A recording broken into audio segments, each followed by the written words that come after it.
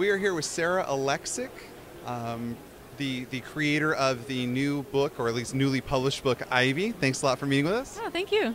So let's talk a little bit about Ivy. It's recently been collected by Oni Press, correct? Yes. And so just in a nutshell, tell us a little bit about what Ivy is.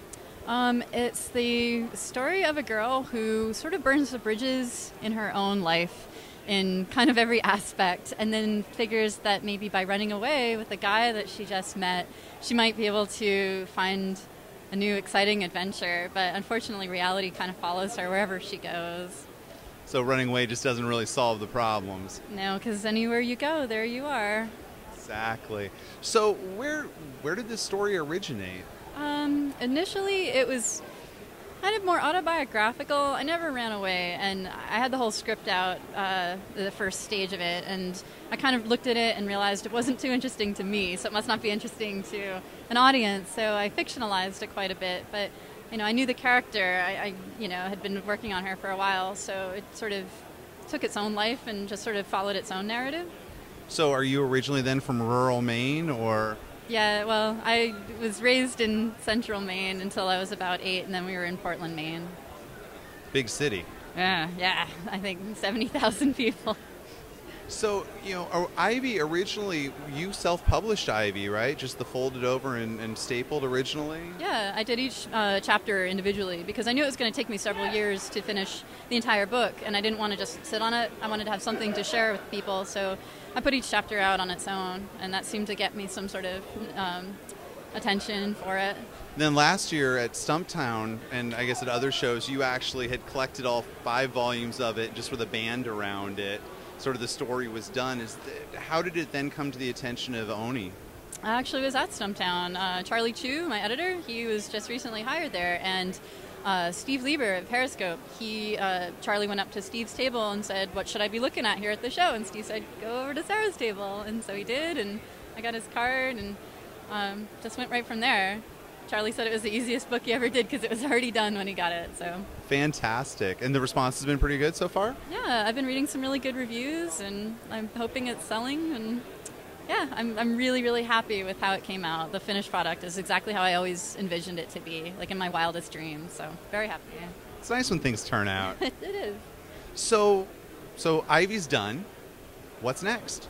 Right now I'm working on a historical fiction comic written by Fred van Lente, and it's called Renaissance, capital letters Renaissance, and it's historical fiction taking place in Renaissance Florence, Italy, with historical figures as the main characters, and it's rooted in historical fact, but the narrative itself and the characterization is all fictional. But it's wonderful. It's all done in time period appropriate style, and it'll be my first full color comic. So what kind of research are you doing for that? Well, I've let Fred do most of the factual research, and I've been just trying to do as much visual research and just make it as accurate as I can. Fantastic, and just lots and lots of coiffed hair and such?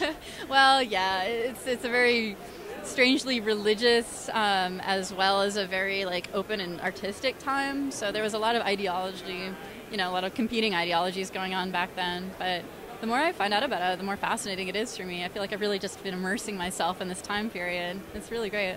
So how is it working with a writer as opposed to having complete creative control like you did with Ivy? Well, I'm lucky that Fred's not only a fantastic writer, but he's willing to give me a lot of leeway. And I've been sticking to his script because I think it's a fantastic script. It's funny. It's really well written. But he has told me that he might change it up a little bit according to my art that I give him, just depending, we can play back and forth a little. And I'm sure if I had a suggestion, with any little minor details, he'd take them without any problem. But it is very different. When it's just you as a single creator, you have to make every call. And I made a lot of changes to my original script. I made edits almost page by page. So it's a little strange to stick with something that I'm not 100% in control over, but I'm so happy with what I'm doing, and it's nice to have a guiding hand at this point because I wasn't sure what I was going to do after Ivy. So is this like an original graphic novel? Is this a series of books? Yeah, it'll be in 6 chapters, and we're going to serialize it online first and then find a publisher. I'm not certain if Fred plans to put it out chapter by chapter or in one big book, so I'll just wait and see. Fantastic. And so I've got to ask you one more question. Over our shoulder, I don't know if you can see this, but there is a very important Know Your Chicken graphic here. Why? I love chickens. I've known many chickens in my day. I've been thinking of new print ideas, and I'm trying to find something that people really respond to. And people are very, very attached to their chickens when they have them. And also the pugs is my other very popular one. And when someone has a pug, that's their thing. They're the pug person. So.